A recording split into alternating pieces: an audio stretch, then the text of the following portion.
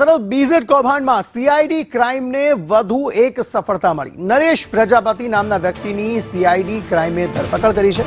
નરેશ પ્રજાપતિ આખા ગ્રુપના સંપૂર્ણ હિસાબો સંભાળતો હતો અને રાખતો હતો। નરેશ પ્રજાપતિને આજે કોર્ટમાં રજૂ કરવામાં આવશે। નરેશ જૂનાગઢ પાસેના એક ગામમાંથી મળી આવ્યો છે। હિરેન રાવલ વધુ માહિતી આપી રહ્યા છે। જી હિરેન, ગઈકાલે એને અટકાયત કરવામાં આવી હતી। નાસ્તા ફરતા નરેશ પ્રજાપતિને જૂનાગઢ પાસેના એક ગામમાંથી સીઆઈડી ક્રાઇમની ટીમ છે લઈ આવી હતી લોકેશનના આધારે, અને એની પૂછપરછ કરતા એનો રોલ પણ આની અંદર સામે આવ્યો છે।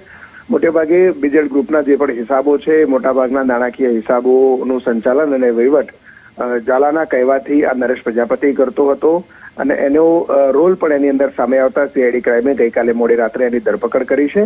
અને હજુ જે 172 કરોડ રૂપિયા આપવાના બાકી છે, અને જે બાકીના એટલે કે 350 કરોડ રૂપિયા જે લોકોને આપી દીધેલા છે, એમાંથી કોને કોને આપેલા છે, કેટલા વહીવટ કેવી રીતે ચાલતો હતો, રોકડમાં કેશ આવતી હતી કે શું હતું, આ તમામ બાબતોની તપાસ માટે એને આજે કોર્ટમાં રજૂ કરી અને એને રિમાન્ડની માંગણી કરવામાં આવશે।